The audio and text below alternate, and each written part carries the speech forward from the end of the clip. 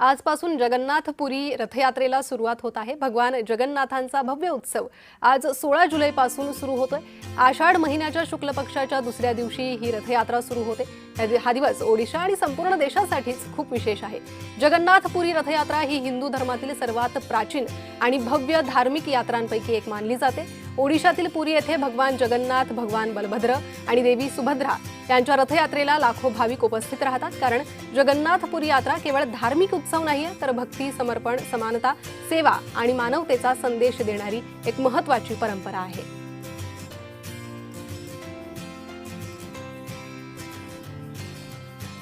आणि याच संदर्भात अधिक माहिती जाणून घेण्यासाठी आपण जाऊयात। महंत सुधीरदासजी सध्या आपल्यासोबत जोडले गेले आहे। सुधीरदासजी, जय जगन्नाथ। जगन्नाथ रथयात्रेच्या सर्वांना शुभेच्छा। जी जी, अत्यंत महत्त्वाची अशी ही रथयात्रा आहे। साधारण काय पौराणिक महत्त्व आहे या रथयात्रेचं आणि काय ऐतिहासिक वारसा जपते आजही ही रथयात्रा? रथयात्रेचं अनन्यसाधारण असं महत्त्व आहे आणि या रथयात्रेचं वैशिष्ट्य देखील अनेक वैशिष्ट्य आहेत। त्यापैकी जे 3 प्रामुख्याने रथ असतात, यामध्ये बलरामाचा जो रथ आहे त्याला तालध्वज म्हटलंय। त्याचा रंग हिरवा आणि लाल असतो। त्याचप्रमाणे सुभद्रेचा जो आहे त्याला देवदल म्हटलंय, तो काळा आणि लाल रंगाचा त्या ठिकाणी येतो। आणि जगन्नाथाचा जो रथ आहे, जो नंदीघोष नावाचा रथ आहे, हा साधारणतः लाल आणि पिवळा या आध्यात्मिक याच्यामध्ये याची रचना सांगितलेली आहे। आणि यांचं वैशिष्ट्य म्हणजे जगन्नाथाच्या रथाला 16 चाकं असतात, त्याचप्रमाणे 12 चाकं जे आहेत हे सुभद्रेच्या याला आहेत आणि 14 चाकं ही त्या ठिकाणी बलरामाच्या रथाला असतात। आणि त्यांची जी प्राचीन परंपरा आहे, जो देवतांचा जो मुखवटा आहे, तो कशा पद्धतीने त्या ठिकाणी आणला जातो, त्याचं वैशिष्ट्य काय, त्याचे देवता कसे असतात, जगन्नाथपुरीचे जे राजे आहेत ते स्वतः येऊन त्या ठिकाणी रथाच्या पुढे झाडू त्या ठिकाणी काढत असतात। त्याचप्रमाणे आध्यात्मिक असलेलं जगन्नाथपुरीचं जे शंकराचार्य मुख्य केंद्र आहे, ऋग्वेदाचं केंद्र ते मांडलंय। निश्चलानंद महाराज स्वतः त्या ठिकाणी येऊन भगवंताचं पूजन करतात। म्हणजे शिव आणि वैष्णव यांचा संगम त्या ठिकाणी सांगितलाय आणि सर्व जाती धर्माचे लोक आज या ठिकाणी असतात। आणि साधारणतः 9 दिवस ही रथयात्रा चालते।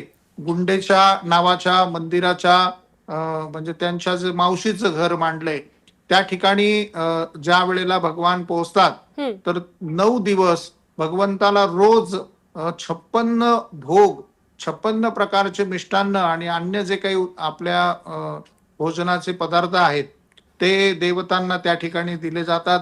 असं एक आगळं वेगळं वैशिष्ट्य या रथयात्रेचं आहे। अगदी सुधीरदासजी, एकूणच रथाचं वैशिष्ट्य आणि यात्रेचं वैशिष्ट्य तुम्ही सांगितलेलं आहे। मात्र जगन्नाथपुरी या ठिकाणच्या या 3ही देवतांच्या मूर्ती याही तितक्याच अनन्यसाधारण आहे आणि विशेष मानल्या जातात। आणि रथ ओढण्याची परंपरा ही तितकीच महत्त्वाची आहे आणि ते रथ ओढण्याचा मान मिळणं म्हणजे मोठं भाग्य असणं असंही मानलं जातं।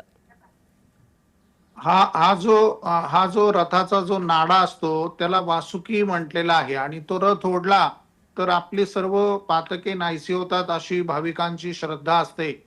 त्याचप्रमाणे रथयात्रेचं वैशिष्ट्य म्हणजे आपण जर पाहिलं तर हे सर्व रथ हे दरवर्षी नवीन बनवले जातात। अक्षय तृतीयेच्या दिवशी विशिष्ट प्रकारच्या सर्व त्यांच्या प्राचीन परंपरेच्या पूजा होऊन ती जी लाकडं आहेत ती अक्षय तृतीयेला तोडून त्या ठिकाणी मंदिराच्या प्रांगणात आणली जातात। आणि हा रथ ज्या वेळेला रथयात्रा पूर्ण होते, या रथयात्रेच्या म्हणजे या रथाची जी लाकडं आहेत ती लाकडं पुन्हा काढून ती वर्षभर जी जगन्नाथाचा जो महाप्रसाद बनवला जातो त्या महाप्रसादाकरता सर्पणाकरता ही लाकडं वापरली जातात। आणि या संपूर्ण रथाला लागणारी जी लाकडं आहेत याच्याकरिता साधारणतः 6000 एकरचं एक वन त्या ठिकाणी संरक्षित आहेत। आणि रथाला लागणारी जी वृक्ष आहेत त्याचं सगळं पूजन आणि त्यांचं संवर्धन हे वर्षानुवर्ष काही परंपरागत जे काही कारागीर आहेत किंवा तिथले आदिवासी आणि भिल्ल परंपरा आहे ही करत असते। अगदी सुधीरदासजी, अत्यंत जुनी अशी मानली जाते ही परंपरा. साधारण किती वर्षांपासून ही रथयात्रा भारतात आजतागायत सुरू आहे आणि काय अनन्यसाधारण महत्त्व, ऐतिहासिक वारसा या रथयात्रेला लाभलेला आहे?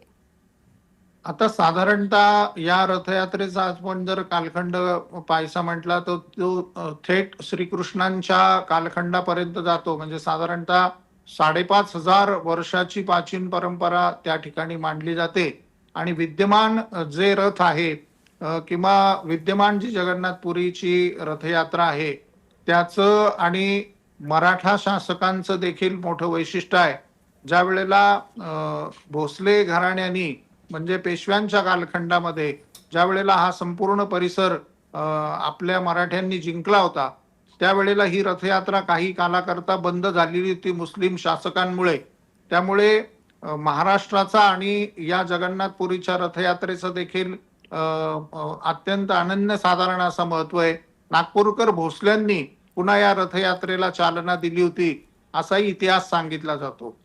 अगदी सुधीरदासजी, अत्यंत चंचल असं रूप सांगितलं जातं जगन्नाथपुरीतील जगन्नाथ यांचं आणि त्यामुळे भक्त आपोआपच जगन्नाथपुरीकडे आणि या रथयात्रेकडे खेचले जातात असंही म्हटलं जातं. त्याचप्रमाणे लक्ष्मी सुद्धा या ठिकाणी जगन्नाथांच्या भेटीला येते असंही मानलं जातं. काय आहे या समजुतीबद्दल? नाही, आपण जर पाहिलं तर त्या ठिकाणी अत्यंत वैशिष्ट्यपूर्ण अशा म्हणजे एखाद्या कॉमिक्स पुस्तकामध्ये जसं आपण ड्रॉइंग पाहतो त्याला फ्री हँड ड्रॉइंग जसं आपण म्हणूया त्या पॅटर्न्स मध्ये भगवान श्रीकृष्ण, सुभद्रा आणि बलभद्रांच्या मूर्ती आहेत. ज्याला एक आर्ट फॉर्म म्हणूया, कलेचा विषय म्हणून पाहूया. जागतिक प्राचीनत्व ज्याला आपण दिलं गेलंय तर भगवान श्रीकृष्ण ज्या वेळेला मावशी काही गोष्ट सांगत होते त्या गोष्टीच्या माध्यमातून ज्या वेळेला ते खदखदून हसत एखाद्या निग्रास लहान मुलासारखा हास्य त्या मूर्तींवरती आहे आणि त्याची भुरळ जगातल्या सर्व विष्णू भक्तांना, कृष्ण भक्तांना पडते. आणि जे आज या रथयात्रेचं दर्शन घेतात, एकदा तरी आम्ही ती रथयात्रा आपल्या याच देही याच डोळा पाहावी अशी भगवंताच्या सर्व प्रमुख भक्तांची इच्छा असते. अगदी सुधीरदासजी, या रथयात्रेच्या पार्श्वभूमीवर जगन्नाथमध्येच एकूण वातावरण तर उत्साहाचं असतंच, मात्र त्यासोबतच बंदोबस्ताचाही एक महत्त्वाचा विषय असतो. किती दिवस चालते साधारण ही रथयात्रा आणि त्या दरम्यान बंदोबस्त, भाविकांची सोय यासाठी काय काय उपाययोजना असतात? साधारणतः 9 दिवस ही रथयात्रा चालते. तिथल्या स्थानिक प्रशासकाकडून त्याचप्रमाणे राज्य सरकारकडून अत्यंत चोख असा बंदोबस्त ठेवला जातो.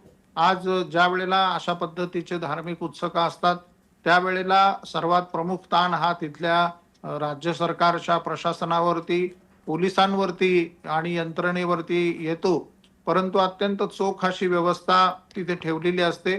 अत्यंत मोठ्या प्रमाणावर तिथे अन्नछत्र देखील चालू असतात. त्यामुळे अक्षरशः 1.5-2 कोटी लोक जरी त्या ठिकाणी आले तरी त्या जगन्नाथपुरीमधनं कोणीही आजपर्यंत उपाशी पोटी कोणी बाहेर जात नाही असंही त्या स्थानाचं वैशिष्ट्य आहे. अगदी आपण असंच म्हणूयात की अत्यंत मोठी अशी ही यात्रा आणि हिंदू धर्मातला एक मोठा रथोत्सव आजपासून सुरू होतोय. खूप खूप धन्यवाद तुम्ही दिलेल्या या सविस्तर माहितीसाठी आणि आमच्या प्रेक्षकांना या रथयात्रेचं महत्त्व पटवून दिलं यासाठी.